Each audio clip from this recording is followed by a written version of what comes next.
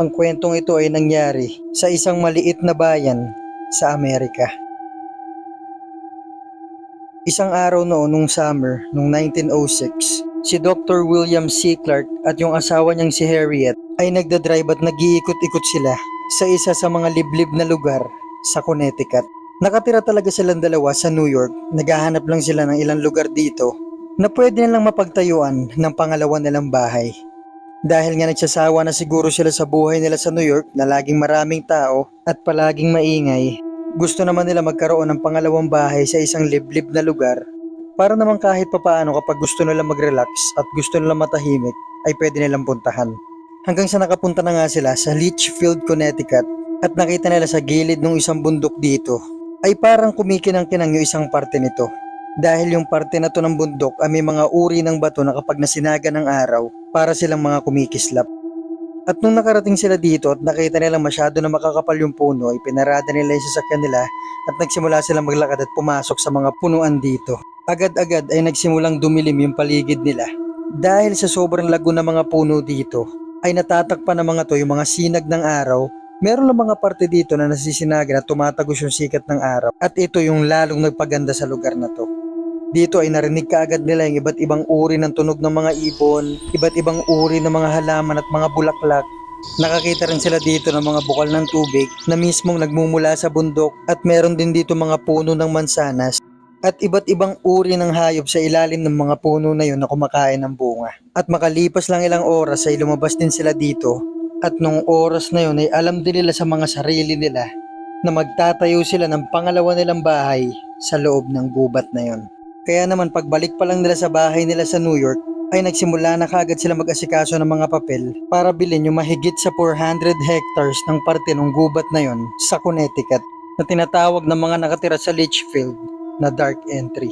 Dahil gaya ng sinabi ko kanina, pag pumasok ka dito ay napakadilim dahil sa kapal ng mga puno dito. Dati na rin naman na may mga tumira dito na dating bayan na tinatawag na Dudley Town. Kaso nga lang kinalaunan ay umalis din yung mga yon at naiwan na lang doon yung mga parte ng bahay nila, mga poste at wala nang nakatira. Nakita rin naman yon ni Doc William at ni Harriet at balak din nilang wag galawin yung mga yon dahil naisip din nilang isa ito sa nagpapaganda doon sa lugar. Sa paglalakad nila ng ilang oras sa lugar na yon ay nakita rin nila yung mga poste, yung mga parte ng bahay, may mga gamit at dahil doon lalo silang nahiwagaan sa lugar na yon. Matapos nila mag-asikaso ng mga papeles at nung nabili na nila yung lupa ay nagsimula na sila mag-ikot-ikot sa Connecticut para maghanap ng mga manggagawa ng bahay para makatulong niya sa pinaplano niyang bahay doon sa lupang binili niya. Kaso nga lang lahat ng nakausap niya, kahit pa magkano yung perang inoffer niya, ay tinatanggihan siya, hindi naman siya binibigyan ng puntong dahilan kung bakit. Kaya naisip na lang din ni William, siguro kaya sila tumatanggi kasi nasa gitna siya ng gubat, tapos isang bahay lang yung gagawin, siguro hindi worth it yung pagod, yung pagbiyahe at yung magiging gastos nila sa paggawa ng bahay niya. Kaya naisip niya wag na siya magsayang ng oras na siya na mismo yung gumawa ng bahay na binabalak niya. Bukod dito, lumaki naman siya sa farm at sanay siya sa mga paggawa ng bahay kaya mukhang hindi naman magiging problema. Kaya naman every weekend, every holiday at every summer ay bumabalik-balik sila dito. At unti-unti ay pinutol ni William yung mga puno dito na ginamit niya sa paggawa ng bahay. Gumawa din siya ng mga water pipes na dadaan yung mga tubig dun malapit sa bahay na ginawa niya. Gumawa din siya ng pond na parang swimming pool na pwede sila mag-relax ng asawa niya. At kinalauna nakagawa nga siya ng bahay. At every summer ay nagpupunta sila lagi dito. At unti-unti rin nilang pinalaki yung bahay na to hanggang sa nagkaroon na ng second floor. At ito yung naging rest house nila hanggang sa makalipas ang 12 taon noong 1918 ay may nangyaring hindi nila inaasahan. Isang araw din nung summer, nung nagre-relax sila dito ni Harriet, si William, ine-enjoy lang nila yung oras nila dito, yung privacy at malayo sa mga maiingay na lugar.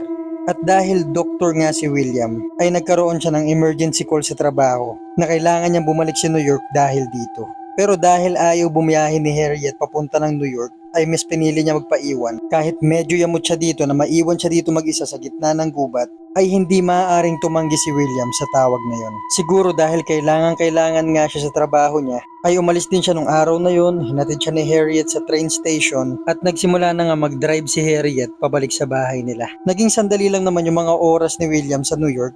After 36 hours ay nagsimula na siyang bumiyahe pabalik sa Connecticut. At habang nakaupo na nga si William doon sa tren pabalik sa Connecticut ay lingid sa kaalaman niya kung ano yung masusumpungan niya sa bahay nila pagdating niya dun. Dahil kung nagtanong-tanong man lang sila sa mga nakatira sa paligid ng Dudley Town kung ano yung history ng mga taong tumira dito, ay baka ni hindi nila binili yung malaking lupa nito sa tinatawag nilang Dark Entry.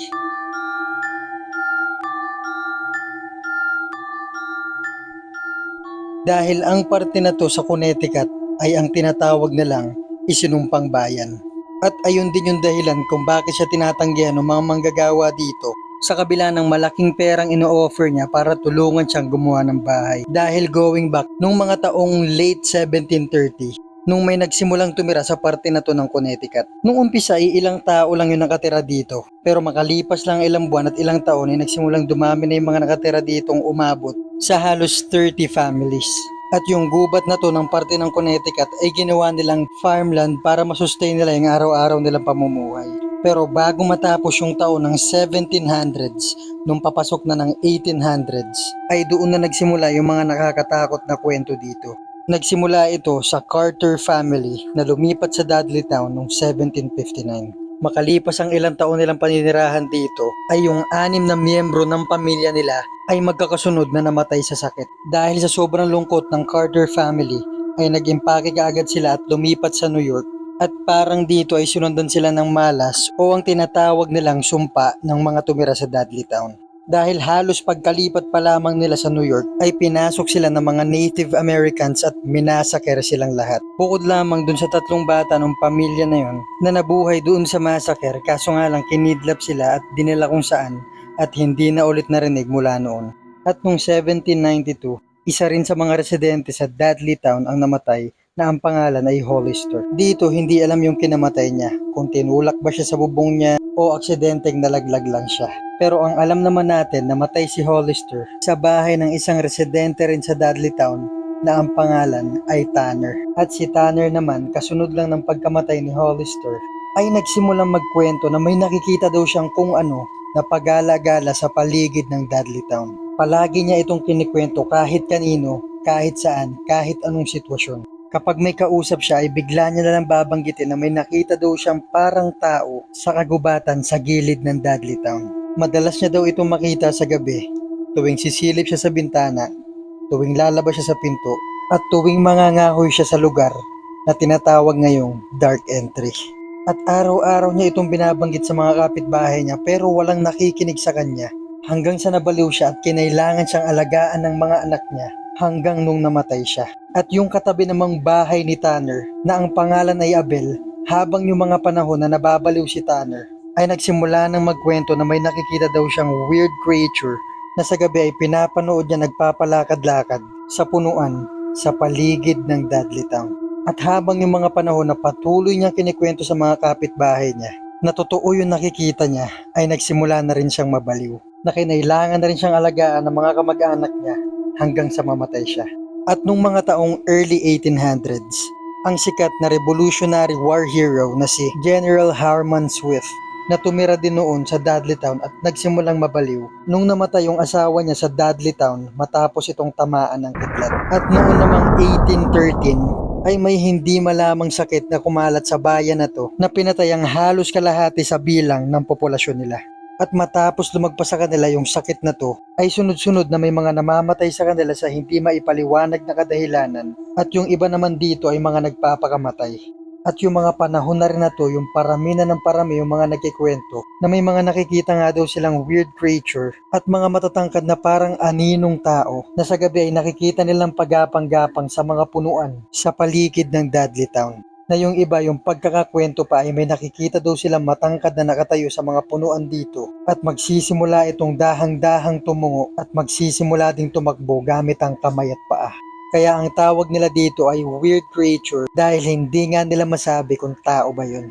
At hanggang nung patapos na nga yung taong 1800s at papasok na yung 1900s, ay halos wala ng tao sa Dudley Town. Yung iba dito ay namatay at yung iba naman ay umalis at iniwan yung mga bahay nang hindi na dinala yung mga gamit nila. Pero may naiwan ditong isang pamilya, ang Brofist family. Ang nangyari naman sa kanila noong mga panahon na yon, lahat ng mga alaga nilang hayop ay namatay. At namatay din yung nanay ng pamilya na yon dahil sa sakit. At yung dalawa naman nilang anak na lalaki ay naakusahang nagnanakaw sa katabing bayan at bigla na lang silang nawala. Na naiwan yung tatay ng pamilya na yun na mag-isa, si John Brofist. Matapos siyang maiwan mag-isa ay bigla na lang nasunog yung bahay nila. Hindi malaman kung aksidente ba yun, sinunog niya ba yung bahay niya o may nagsunog ng bahay nila. At dahil na rin siguro sa kalungkutan niya, si John ay nagsimulang maglakad-lakad na lang dun sa bundok at hindi na ulit siya nakita. At nung panahon na rin na to, nung nawala si John, yung tatay ng huling pamilyang tumira sa Dudley Town, ay opisyal na rin natawag yung lugar na to na Ghost Town. Dahil wala na ni isang nakatira dun. At yung punto din na yun, nung 1906, nung nakarating dito si Dr. William Clark at yung asawa niya na si Harriet. At fast forward nung 1918, nung nakasakay na nga sa train si Dr. William pabalik sa Connecticut, at pagkababa niya dun sa train station, kung saan siya hinatid ni Harriet nung papunta siya ng New York, ay naglalakad na nga si William pabalik sa bahay nila. At nung nagsimula na siyang pumasok dun sa dark entry, ay parang kakaiba yung nararamdaman niya. Parang pinagmamadali siya nito maglakad papunta sa bahay nila. Kasabay pa ito ng mga weird na tunog ng mga kuwago na palakas ng palakas yung tunog ay nakita niya na lang yung sarili niyang tumatakbo papunta dun sa bahay nila na kinakabahan siya na hindi niya alam kung bakit. Basta't ang alam niya ay kailangan niya makarating kaagad dun sa bahay niya at tignan kung okay lang ba yung asawa niya. At nung natanaw niya na yung bahay nila, ay nakita niyang bukas ng konti yung pinto kaya lalo siya nagbadaling pumunta dun sa bahay. At nung pagbukas siya ng pintuan nung punto na yon, ay may narinig siyang napakalakas na tunog na halos marindi yung tenga niya kasabay pa yung mga tunog ng mga kuwago sa likuran niya ay lalo siyang kinabahan tungkol kay Harriet. Kaya sa kabila ng mga ingay na yun at sa kabila ng mga kaba niya ay nagmadali siyang umakyat dun sa kwarto nila. At nung pagbukas siya ng pintuan ay nakita niya si Harriet na nandoon sa isang sulok ng kwarto nila na yung malakas na tunog na naririnig niya ay nanggagaling pala sa malakas na tawa ng asawa niya. Nakita niya si Harriet sa mismong harap niya na nakabukas yung bibig pero sa sobrang buka nito ay halos umabot na sa tenga niya at yung mga kamay nito ay nakakapit sa bibig niya na parang pinipilit pa nitong ibuka yung panga niya. At ang pinagtataka pa ni William ay yung tawang naririnig niya sa loob ng kwarto na yun ay tuloy-tuloy pa rin kahit na hindi gumagalaw yung nakabukang bibig ni Harriet. At nung oras na yun ay sinarado niya yung pinto at nagbadali siyang tumakbo palayo sa bahay nila. Nung oras na umalis si William papunta sa New York, nung 36 hours na wala siya dun sa bahay nila, ay may nangyari kay Harriet na maaaring hindi na natin malaman.